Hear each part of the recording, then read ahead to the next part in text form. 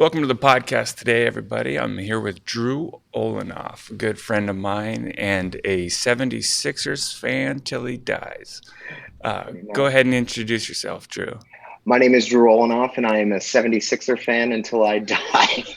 You pretty much nailed it there. At this point in life, that's it. So before we get to this breaking news that we just were made aware of, let's get right to it. Can Simmons and Embiid take it all the way this year? I think so. I think the Sixers did the right things in bringing in Horford so that Embiid doesn't have to play 40 minutes a game and have to play every game, so if they can keep him healthy for the playoffs. Ben Simmons finds his jump shot somewhere. Why not? Sky's the limit. Do you think mid-seed, 4 or 5? I think they're a 2 or 3 seed, honestly, and I think they're extremely strong at home, so they should push. They shouldn't take the rest of the latter part of the season off. They should really, focus on getting a high seed because they're really strong at home. Well, I envy you as a decade-long Phoenix Suns fan. Yeah. Hopefully this is the year we get out of the bottom.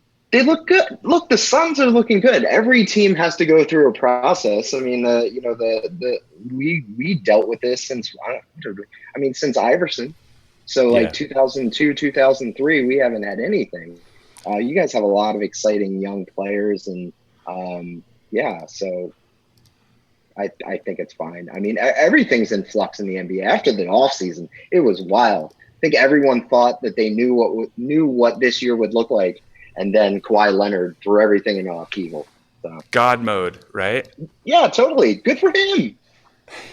I don't blame him. Who would want to live in Toronto? Nothing against folks in Toronto. But. Yeah, that's asking a lot. So, sure. All right. So the Sixers, second seed in the East. Maybe the Suns can turn it around on the backs of Booker and a second-year Ayton. I'm looking forward to it. Suns are going to make the playoffs. I'm saying it right now. The Suns are making the playoffs. I say that 100%. I'm confident. Oh, it's a bold prediction. I appreciate that. Let's see if it comes true. So, on to this breaking news. We were just about as we were getting on this call, some news broke. It turns out that the CEO of Twitter, Jack, has just been hacked. He has been hacked. It seems to be a pattern of other high-profile hacks. If you look at the content and some of the words that we will not repeat on this program, nonetheless, the CEO of the company being compromised is probably the worst possible thing you could have happen to the company at this point. Yeah, somebody tweeted something that the put options. Somebody was putting short selling or something, just changed like $4 or $5. So somebody's getting rich. Look, it's one thing to argue if PewDiePie is hacked or some other, a celebrity or something like that. You go, oh, they didn't have a good password. They didn't have 2-factor authentication set up correctly. The CEO of the company and Jack, I think Jack is a good person. I've obviously been on Twitter for like 13 years. That's sad that I know that, and sad that I've been on for 13 years. But yeah, think about it. What's the equivalent? Mark Zuckerberg getting hacked on Facebook. That's news. And my first thought was, because Jack and I follow each other, is his direct messages are not. Oh, no. And I go, hopefully he's smart enough to not have serious conversations over direct messages. You never know. It has some ramifications there. That's it. It sounds like hopefully they'll work on it. What's worse, if you could pick your poison, you're the CEO of Twitter and your account gets hacked and your DMs get published, or you're a female celebrity like the Hunger Games gal, like her iCloud got hacked and some personal photos were released. Pick your poison. Okay, you ready? I thought I knew you were going there with this, and I started thinking about it, but it's easy. I'd go with the photos. Yeah, right? Because honestly, I've been on the service for a long time, so is Jack. You can't account for every single thing you've said. I mean, that's not. I'm not diminishing something that Yeah. women have gone through, and men, with having photos exposed. But when you think about your intellectual property, things you have thought, things you have said, lack of context, may have been inebriated. I don't know. Direct messages scare that my DMs being, even though I've done nothing, broken no laws, that still scares me. That's a really good question. You're Should put you're that on absolutely Twitter. correct. Yeah, That's a poll. the context, the lack of context, or the conversation, between two friends. You say shit you would not say in public between two friends. If somebody read our DMs, the DMs between us, it spans over years. It's disconnected. If someone were to just read them top to bottom, there's no connection to them whatsoever.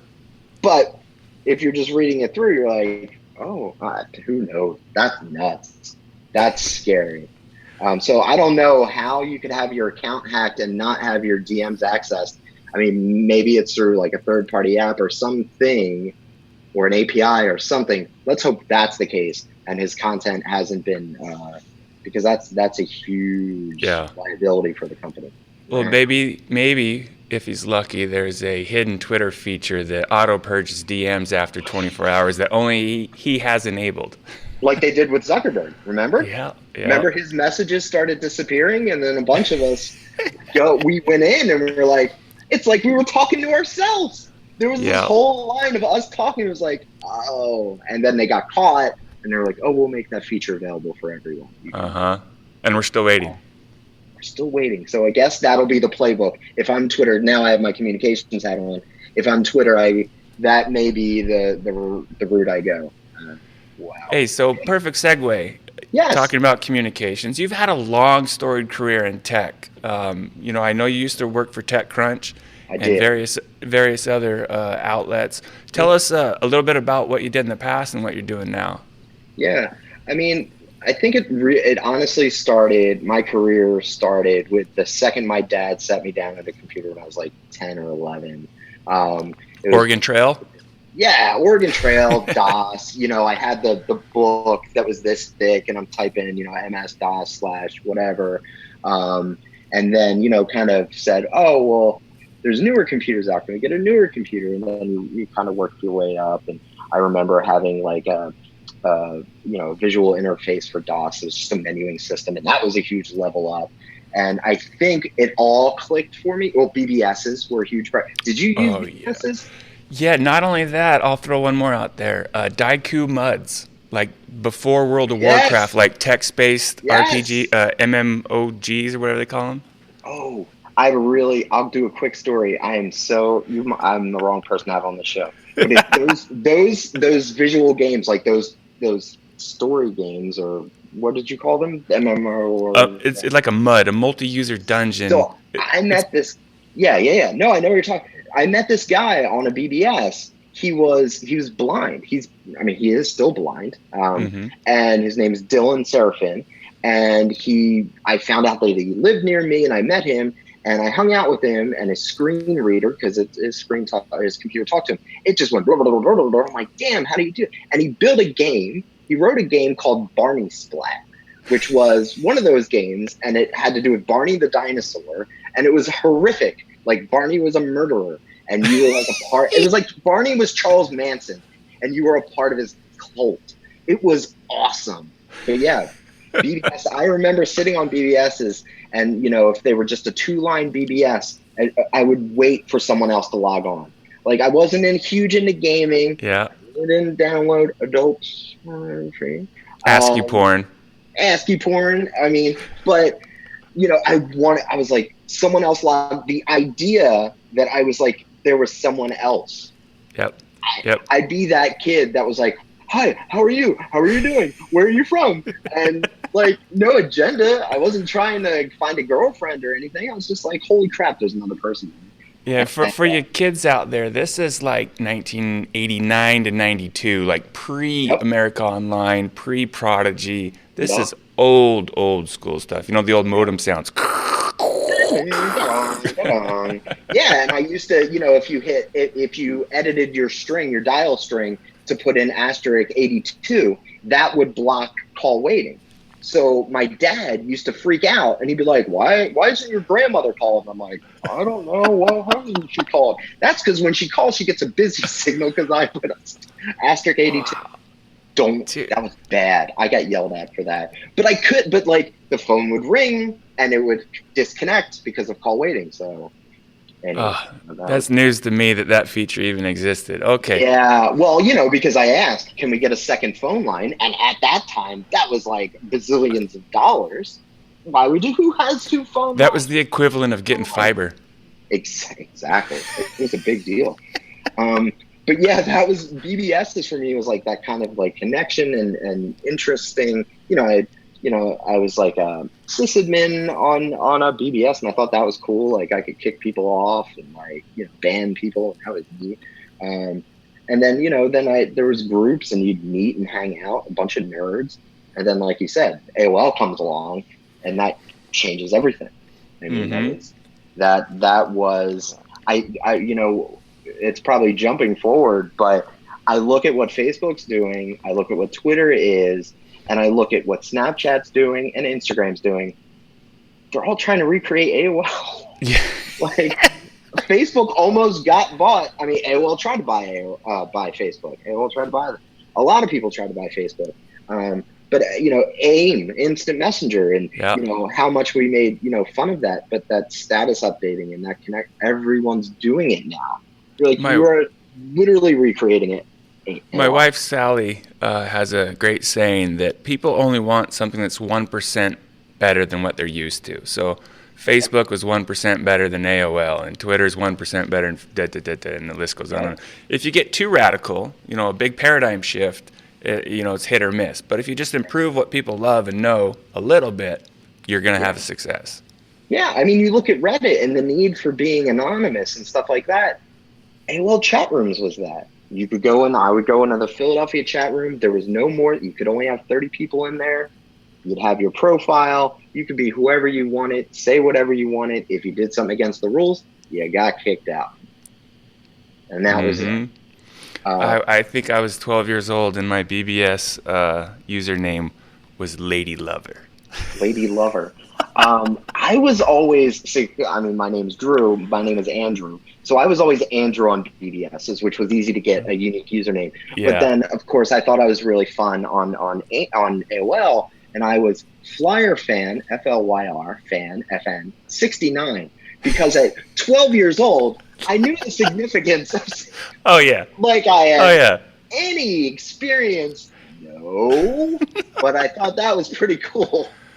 And I remember in the chat room one time, somebody asked me, you're a Flyers fan? And hockey? I said, yeah. And they said, 69, whose number is that? And I thought, yeah. No, I really should. Yeah, wow. Nobody knows what that is because we're all kids.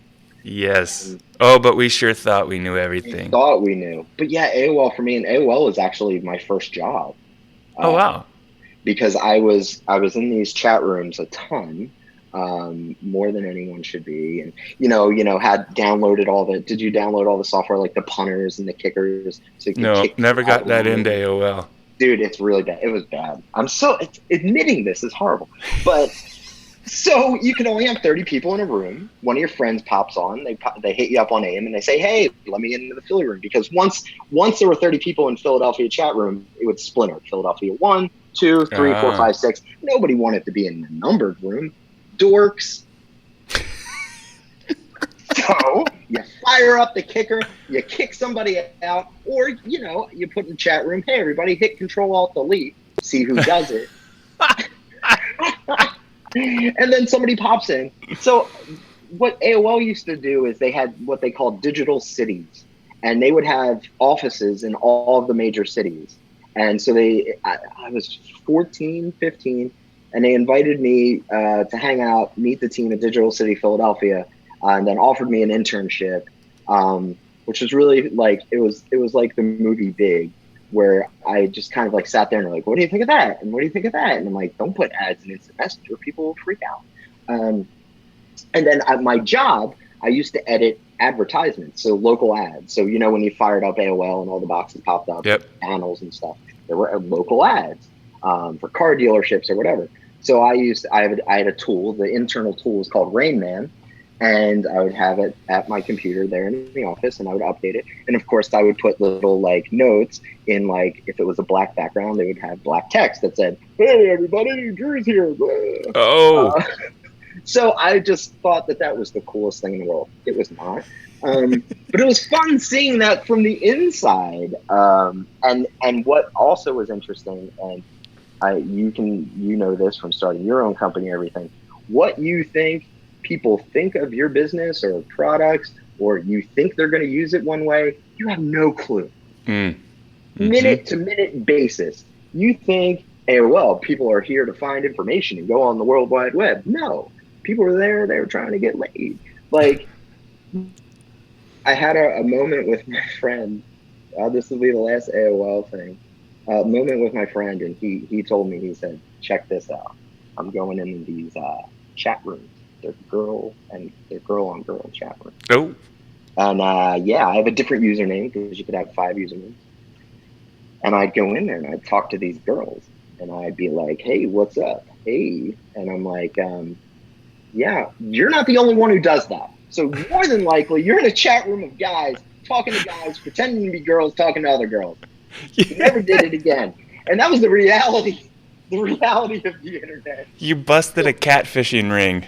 Yeah, that's a lot of people do that. But that was AOL. That's what we had. Wow. It wasn't awful. Looking back, it wasn't, people tell the old story. In my day, we walked, to school uphill both ways. We didn't have it so bad. It wasn't bad. Yeah. The early days, the Wild West, I guess, of online internet and social media, it was a special time that I think some people pine for. The wackiness, the craziness, but it was also just pure and fun. And yeah, there was the creepy parts like there are now, but it was like a small sliver was creepy. Everything else was just so new and interesting and exciting and frankly mind-blowing, right? Sure. Yeah. I mean, you and hundreds of thousands of people were online doing something at the same time.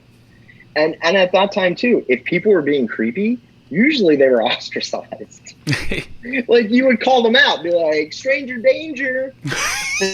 Unfortunately, now, since there are billions of people are on the internet, there are pockets of creepy that give each other the thumbs up. So harder to suss that out and ostracize. But yeah, AOL. So where did that lead to next? I mean, you spent some time in the Valley. What'd you do out there?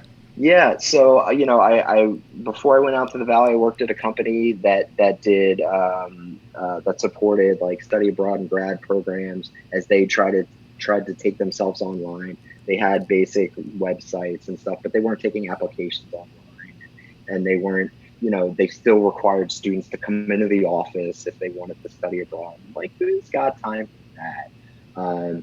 So did some of that. And then I read an article on TechCrunch about this company called Plugged in Seattle that did speech recognition technology on podcasts, because I had started doing some podcasting. I have a podcast tattoo that I got. Yes, you do. 2005. And I thought this was really cool, that the idea that you could record an hour of babbling. I'm the babbler. And then have, this technology basically extract the text from it. That's huge. Make it searchable. So I reached out to them and I said, and I was probably I was like 22, 23. And I said, hey, I don't know if you're hiring, but what you're doing is really cool, and I'll be your janitor. And they responded and said, hey, you're a podcaster. It'd be great if you could go to events and kind of just, wear a Plug t-shirt, tell people about the site and what we're doing. That kind of turned into like a community manager / evangelist role. And they said, if we raise money, I didn't know what raising money meant at that time. If we raise some money, we'll move you out to Seattle and you can do it full time. Sure, whatever. They'd send me $1,000 check every so often, and I would go do stuff. And I met with them in New York, and they said, hey, we raised money from this firm called Draper Fisher Jurgensen, and I had never heard of that. And they handed me a check for $10,000 and said, move to Seattle. And I looked at that check and I said, I've got 2 boxes worth of stuff. A ticket's $200. This is going to be awesome. That was my, before living in Silicon Valley proper, that was my startup Yeah. You were swimming in the cash. Startups are hard. Oh, imagine that. Yeah. I mean, the exciting part of it is you completely own your work and you can make a difference in like everything you do. You mess up, it's a big mess up, but if you do Mm-hmm. something right, it's a big deal. So I was there for about a year, and I did a couple of community manager roles. Was in San Francisco and LA, and then I started writing for the NextWeb. Never thought of myself as a writer. By the way, sorry, I'll go back, and I don't wear this as a badge of honor, but just referential. I dropped out of high school when I was 15. Oh, I'd yeah. skipped I'd skipped some grades. I was a senior. I still didn't like school. I had to move schools because my parents didn't like it. I like to work, so I was already doing like the computer stuff, and I was like, forget the school stuff. So it was hard for me to find roles at companies because like you get application software, you put in your information, and you Yeah. put in your college degree. I don't have one, so you don't even get looked at. So there were companies that I was like, man, I would do a really good job there. I could definitely do this job. In fact, I might be overqualified, but I don't meet the criteria. So it was kind of clawing and relationship building to kind of get to where I got. So the NextWeb in 2000, well, before that in 2009, I was diagnosed with Hodgkin's lymphoma, Mm-hmm. cancer in the lymphatic system, which is extremely treatable. Very lucky. And since I was, I'm on Twitter now, we're talking about Twitter again. I started a hashtag called Blame Drew's Cancer, and I said, I lost my keys. I blame Drew's cancer, Yep.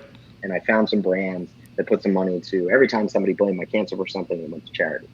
I auctioned off my username on Twitter and raised money. Yeah, so I still use that hashtag once in a while. And let's talk about your username real quick, because Yeah, you ended up with Yoda, it's Yoda now. which is badass, but in a very kind of circular, roundabout way. That's a pretty interesting story, if you don't mind sharing. No, it's weird. Yeah, so I've had Yoda. So when I signed up for Twitter in 2006, I had Yoda. Well, I was Drew, which was great. I mean, that was a holy grail. Like, I got my first name. This is great. Yep. I can retire. Um, and I saw that Yoda wasn't being used. Someone registered it. And so, I mean, this was when Ev, Jack, and Biz were still there. And I kind of just said, hey, nobody's using Yoda. Can I have it? And they're like, okay, fine.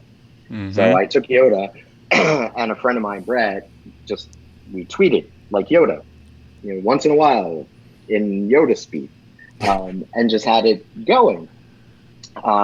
But then, when I was thinking of things to do to raise money for Livestrong for charity, I asked if I can auction off my username, Drew, because you can't sell usernames. That's against terms of service. So I said, Right. auction it off, and the money goes right to charity, not to me. Is that okay? I said, sure.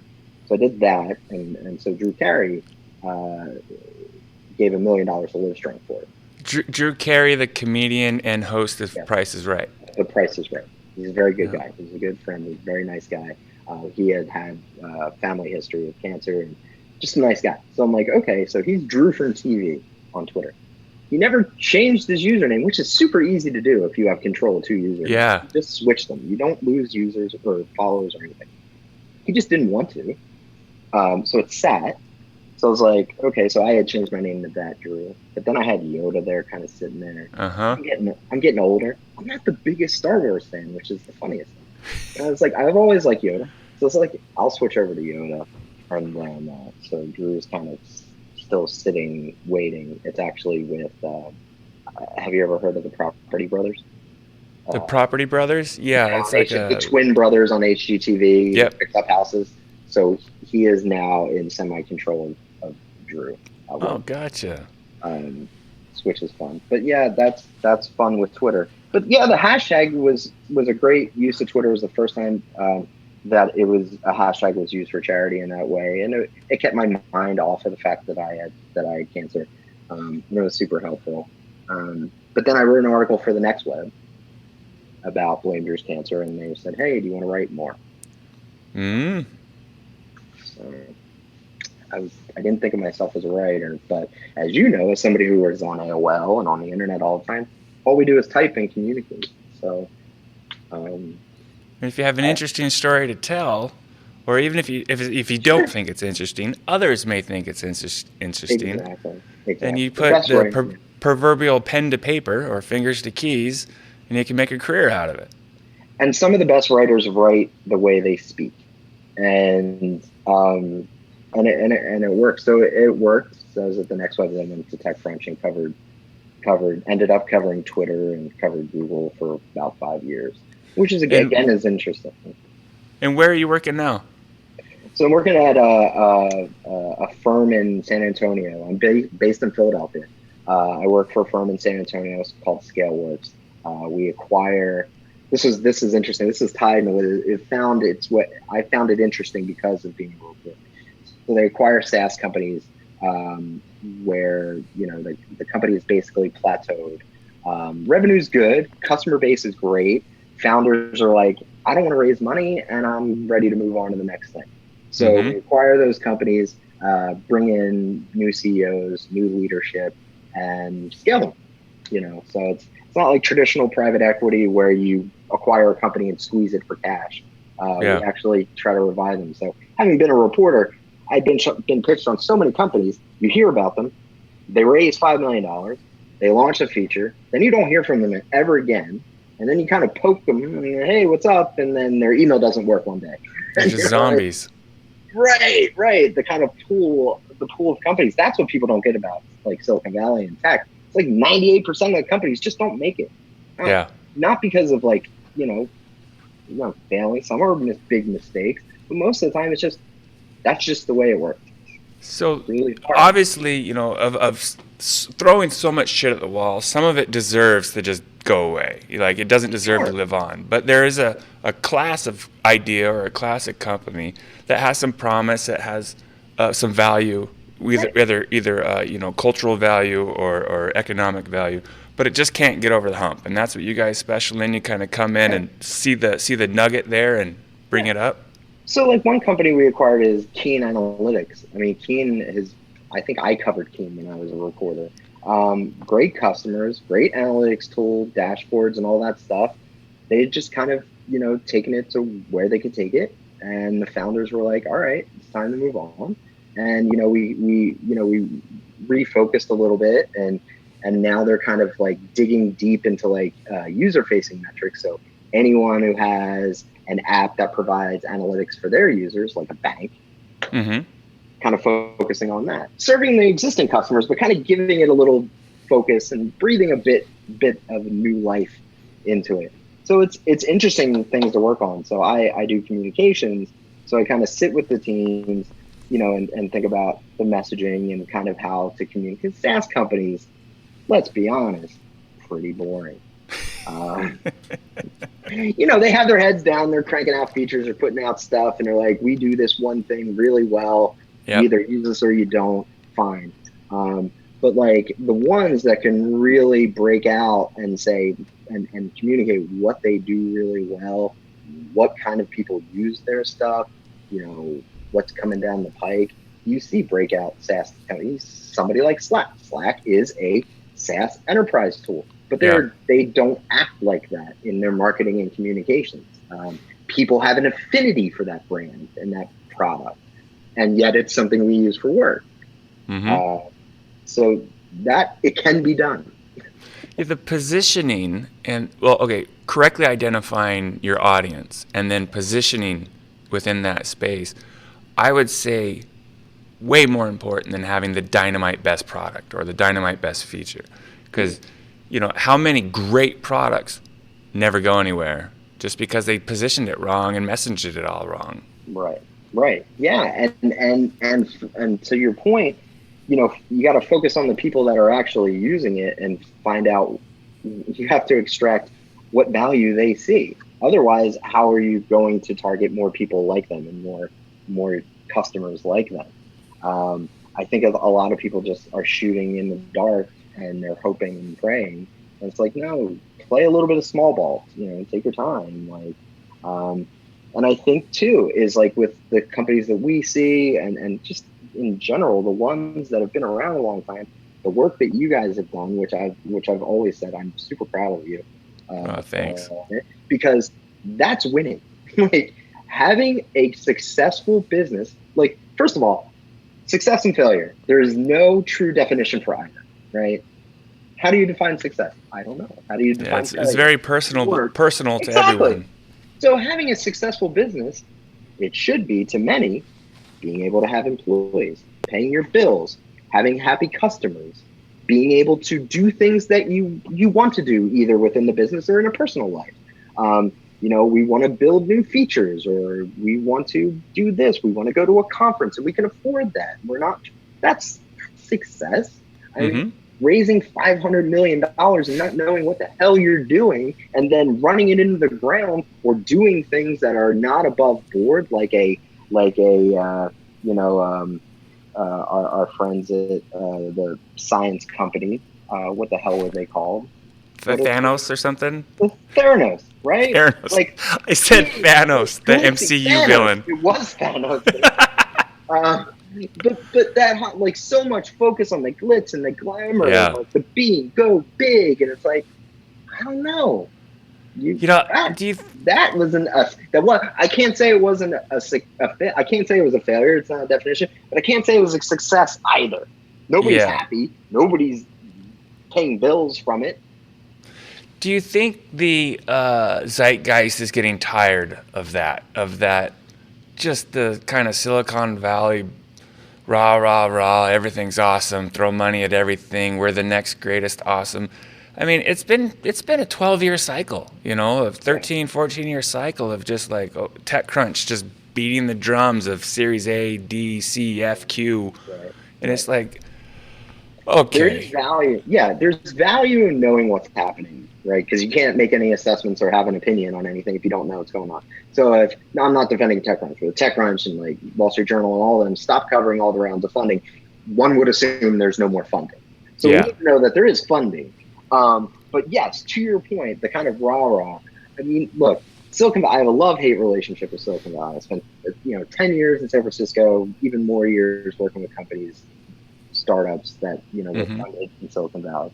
And there is a value to having like access to capital, access to peers, but I can probably think the number one upside to being in Silicon Valley is a lack of fear. And you have a lack of fear because you have so many companies and so many opportunities, and the pay is so ridiculous that, yes, as a 20-year-old engineer, you can go, you know what, screw it. I'm going to move to San Francisco and I'll take a low-level job at Google. And if it doesn't work out, I'll take a job at Facebook. If that doesn't work out, I'll go work at my buddy's startup. So you're kind of just 24-hour focused on working, and you're not focused on like a family, or you're not focused on like, what happens if I were homeless? Or, you know what I mean? There's a safety net everywhere. And that turns into a bad thing too, because you have bad actors like Theranos and, some sexual harassers, and there's a safety net for them too.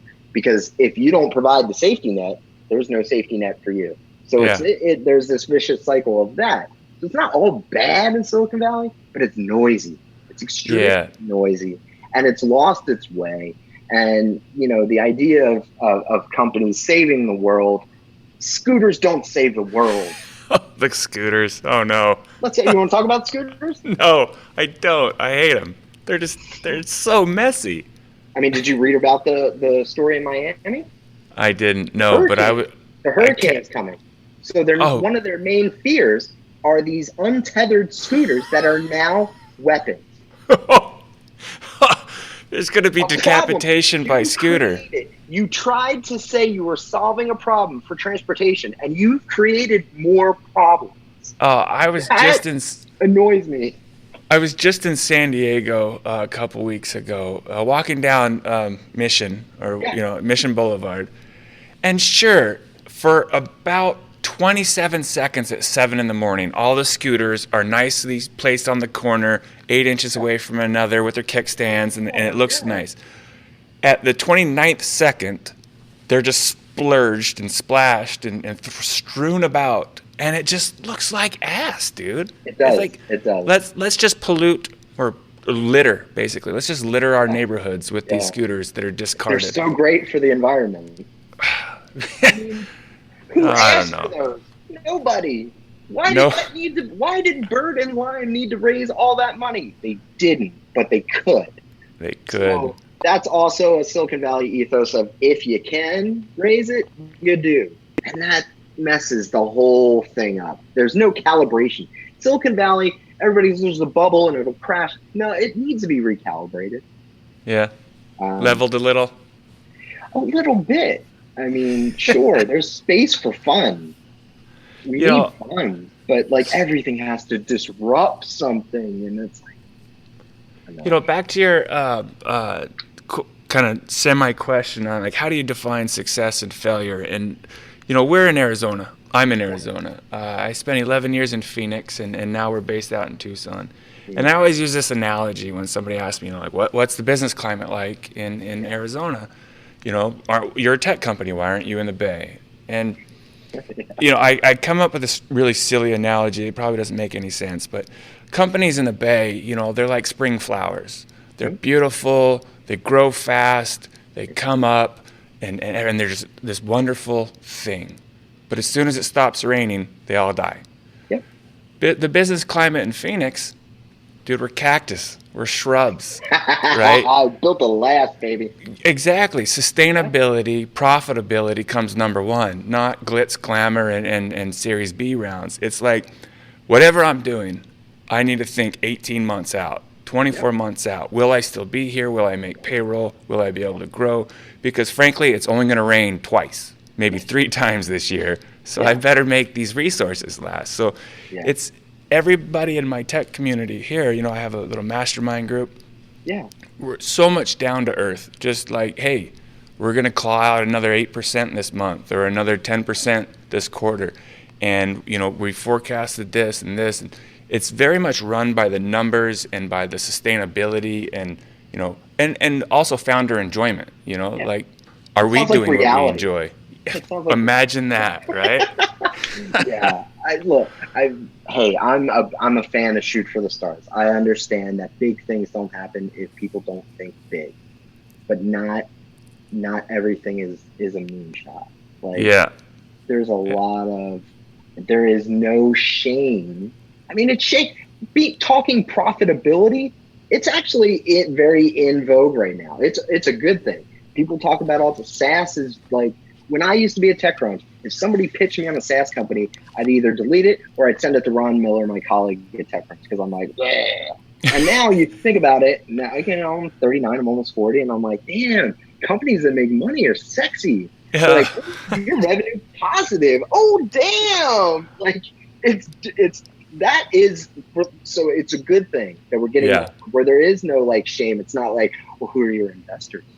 Yeah. And when are you raising right now? Because everybody in Silicon Valley is raising, not everybody, broad generalization, but these hyper growth companies, they're always raising. They're always in a state of raising. So that means what? Your executives, your CEO is not focused on the business, right? Or the customer, or the product. Or the product, or the employees, and that's how you get a situation like Uber. You had Travis Kalanick, who was grow, raise. Oh my God, there's all this bad stuff happening. Oh, I didn't know. I mean, yeah, dude. I mean, because anybody or anything can essentially optimize for one outcome, right? You can optimize for sustainability. You can optimize if you're a charity for number of cases helped or something.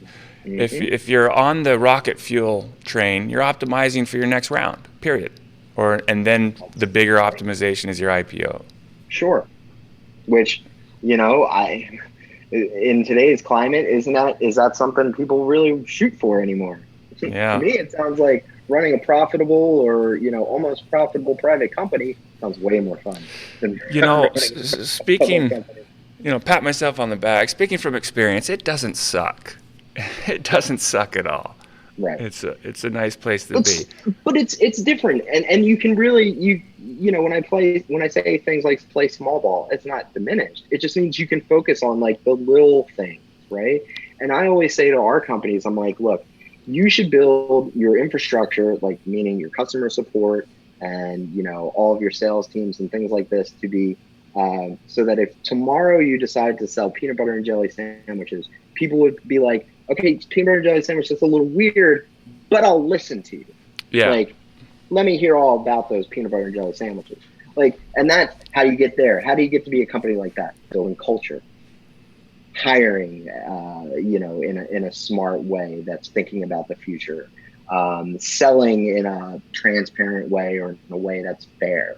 Funding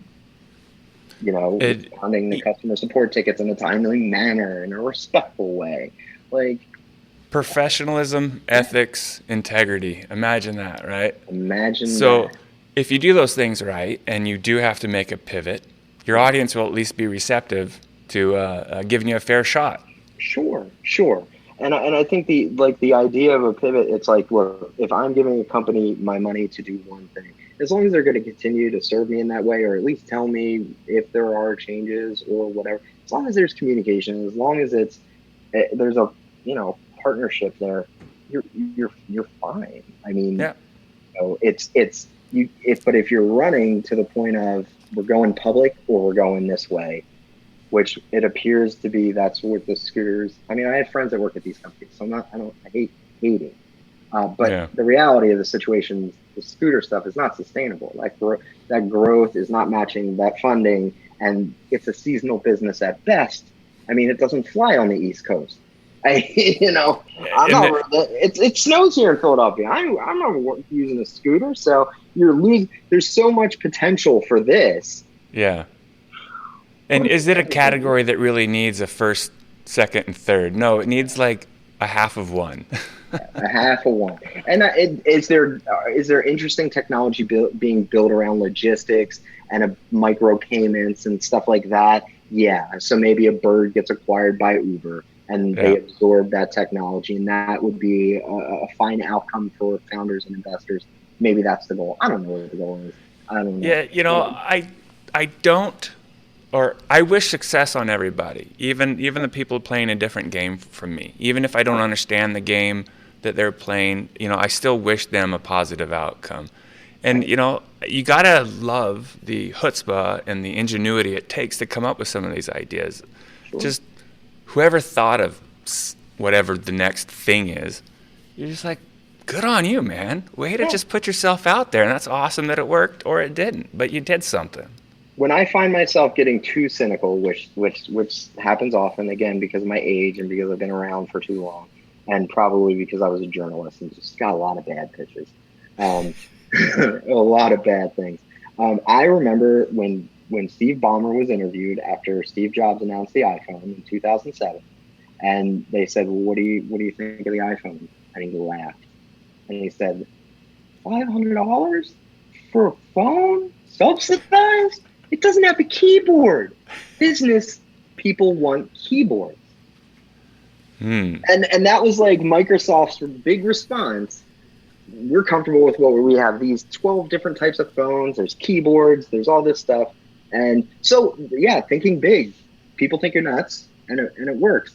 But also, I don't think, creating those phones, well, one could argue then that those phones, now we're addicted to those phones and the outcome wasn't so good. But at least Apple's doing things like screen time to help with that. Yep. If it would have been another screen. I was glued to my computer anyways. Oh, we all were. Saturday morning cartoons, and then after school. Yeah. Dude, my after school lineup was DuckTales, Thundercats, Voltron, and I think it was Silverhawks. Nice. Silverhawks. Sick. Nice. But so my kids go to a Waldorf school, and if you're curious what that is, you can look it up. But it's a very kind of hippie, play-based type of education, and they have a mandate. We don't want any screens until second grade. Interesting. And so we have to balance this, which we believe that that's a good thing. That we've seen the harm screens do. I spend way too much time on my phone, but we have to balance that mandate with life. And Mom and Dad work on a computer all day, and the kids are like, "What are you doing?" And so, they have their own iPads, but thank gosh, yes, the screen time app, man, that thing's. I don't have to say no. It sounds like a cop out. I don't have to parent because they pick up the iPad and it's like locked, and they just put it down and go play Legos. And I'm like, see, that's a little easier having the screen time app there than me always having to say no. Right. That's, Am I stuck a little bit here? Oh, no, your there we video. go. There you go. Hey, you're Technology. back. All this money in scooters, and we still can't nail Zoom is wonderful, though. I do love Zoom. That's what we use at ScaleWorks. Good on them. That was a great IPO. Yeah, But yeah, to your Zoom. point with the screen stuff. Yeah, I mean, that addiction to entertainment and consumption, that was just going to move from a platform to a platform. And, Yeah. Hey, so let's get personal for a moment. Let's do it. Catching up with you. You recently married. Yes. And congratulations. Thank you. I mean, it's been 4 years, I think. 4 years. Yeah. So I'm thinking like internet timelines. Like I've known you about 10 years. So recently it was like just the other day on Twitter you said you got married. Yeah. That's what it seems like. Sure. So 4 years. Yeah. I mean, she runs. So we're in the same line of work, which makes it interesting. And that that with Sally, like you guys work together. Like she runs communications for Postmates, not a commercial for Postmates, but she runs. So we're both in communications, so we speak the same language. At first, I thought that would be rough because it'd be like, oh, then it's all we would talk about. But it's actually opposite. We can kind of drop it at the door at the end of the day. And we kind of, I tell her boss and she tells mine, reminds them, it's like, you've got 2 for 1. You've got 2 for 1. Yes. People. I hope you're getting 2 for 1 salaries. Yeah. No. They do very well. But no, I mean, we met. I was a reporter. She was a communications person. She pitched me on stories for a while. We met, and I said, we can either date or you can pitch me on stories. I have ethics, and she said, okay, let's date. So I did have a half a second where I thought, well, I must be a really shitty writer because I thought maybe she would use my writing. Or she's like, yeah, I'll just pitch Anthony Hawk. I'm like, all right, cool. Yeah, and then after we got engaged, I was diagnosed again with cancer and got a stem cell transplant. I was my own donor. You want to talk about technology? Like we should funnel all technology, all that money, that crazy scooter money, into science. Yes. And all this stuff, because like bone marrow transplants and stem cell transplants and all that stuff, it's amazing. Life-saving stuff. I'm tired of reading these great studies and press releases for new studies where it's 10 years away. Let's reach out in the future and bring it to today. Yeah. And with enough funding in the right areas, I think it's possible. You know what, man? Here's what we should do. We should ask all the big companies, including Jack, once he figures out his whole thing, and like Zuck, and all these people working on like virtual reality and like stupid crap at Facebook. It's like, hey, let's look at what Google does and spends 20% of their time on stuff that's not Google. What if every company spent 20% of their time trying to help and solve like disease problems or homelessness or something? Like I would do it. I would like everybody at our company just spend 20% a month thinking about these things. Just thinking about them. That's why I think, technology and the ecosystem is a powerful thing, because when we work together and think together, big things happen. One thing Arizona has going for it is most of its funded companies are actually in biosciences and life sciences. That's awesome. So there's hopefully some good stuff coming out of here soon. I'm due to visit, so and if you're ever in Philly too, you should come. Oh, dude, let's catch a game. Yes, of course. You might guess. So you okay? So real quick, you were diagnosed again and then got a stem cell transplant. Walk me through that. Stem cell transplant. So basically, I was diagnosed with the same cancer again. So it recurred. It was Hodgkin's lymphoma. And so stem cells are like cells that are like stored in bone marrow, and they're transferable, and they regenerate quickly in many different ways, like crazy ways. Like, and it's not just for one thing or another. So basically, I'll give you the really quick what a stem cell transplant look like. I didn't need a donor, so I was lucky in that I didn't need a donor, and I'll explain that. But everyone should join the bone marrow registry. All you have to do is swab your mouth, right? You send it in, they put your spit in the thing, and then you're in the database. So if you ever do match someone and they need it, Really, Yep. the marrow extraction, it pinches, it hurts for a minute. It's not that bad. You save somebody's life. Also, something that you'll hear a lot about is when you have a child. I don't want to go into too much information or detail. You have a child. There's an umbilical cord. We all know that. Yep. People are now We bank. saving them. Yeah. People are We saving cord them. bank both our kids. Those core cells in there. Those are they're super cells. They're powerful. Yep. They work. You don't even have to be a match. Anyways, so I was my own donor. So basically, what they did was they hit me up with chemotherapy until I did not have any more cancer in my body. And then they extracted blood and separated the stem cells from the red blood and plasma and all that stuff. Then gave me more chemo. Then they nuked my stem cells with radiation. Made sure it was clean. Made sure I was clean. And then one day they came into my room with a little bag and said, and it was frozen. And they threw it on the thing. And I said, "What the hell is that?" And they said, "That's your stem cell." And I'm like, "Okay, so you're going to put it up on the hook and give it to me?" "Yeah, but we have to wait for them to defrost." And I'm like, "Okay, well, it's a TV dinner now." I'm like, "Are you serious? This is like the least scientific thing I've ever heard, but it's amazing." And they hung it on the bag, and these treated stem cells that came from my body, so I was a match, went in and regenerated at an accelerated pace, and they considered my immune system to be 0 years old. So they counted out my days left at the hospital, because I was in the hospital for 60 days straight. I was, 1 year old, 2 years old, or 1 day old, 2 days old, 3 years old. Crazy. So it basically was a reboot, to my immune system. Wow. So if you're old school computer, you use like a defrag. And then so you were your own treatment, and what's the prognosis now going forward? They consider it a cure. So you were your own cure. Yeah. Wow.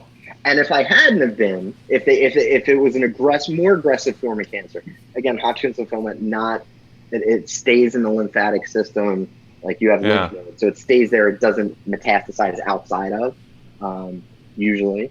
But for more aggressive forms of cancer, you will need a bone marrow transplant to get those stem cells.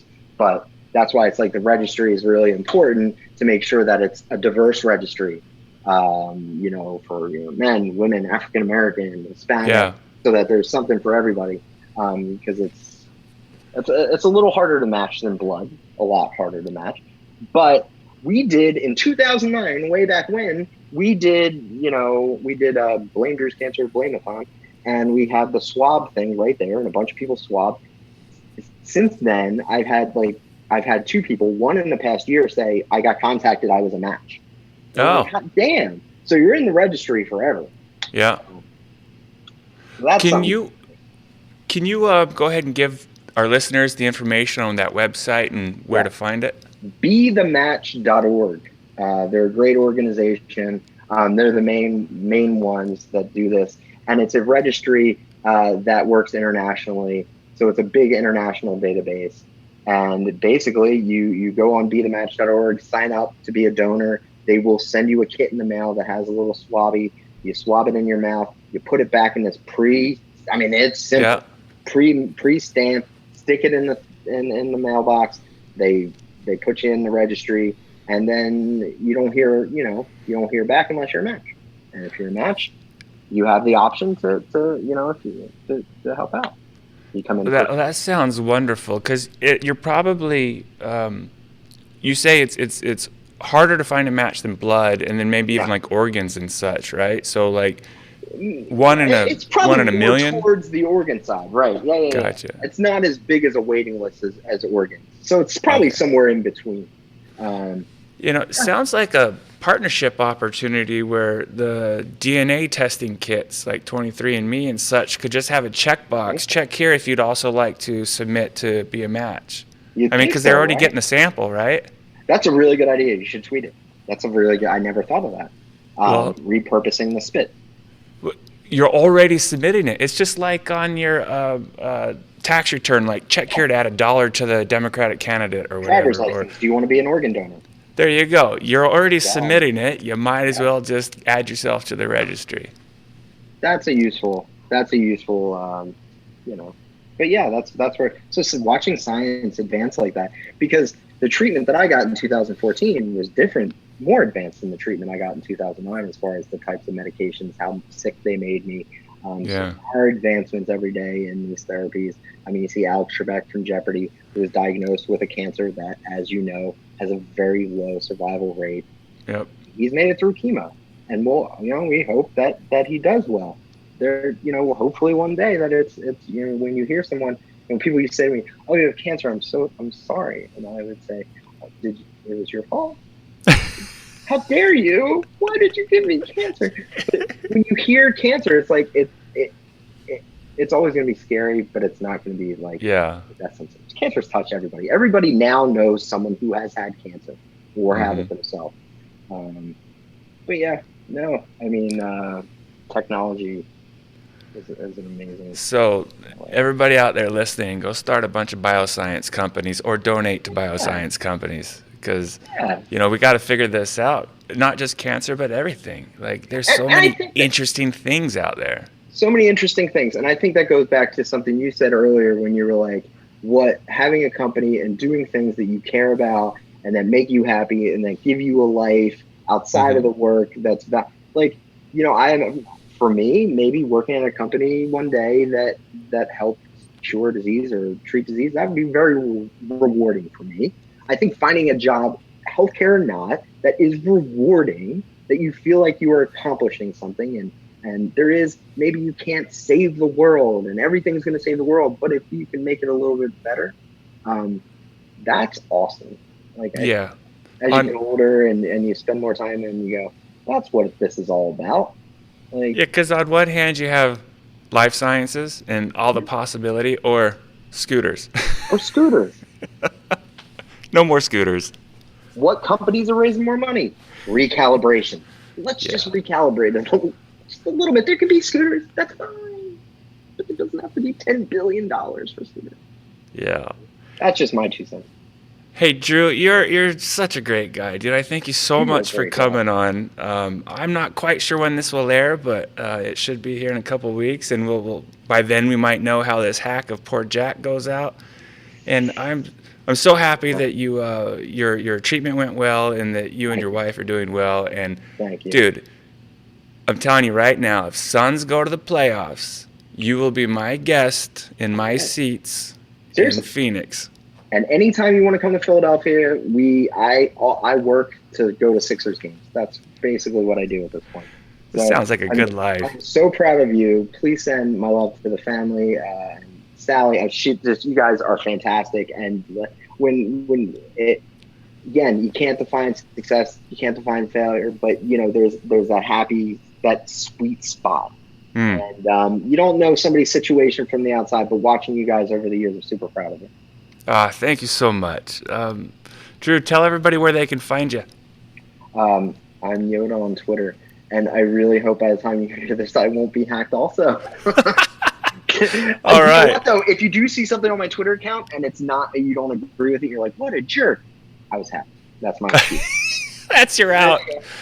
All right. Well, we'll let you go change your 2FA login to Twitter, Drew. Thanks so much. I am. All right. Thank you, brother. Cheers. Bye.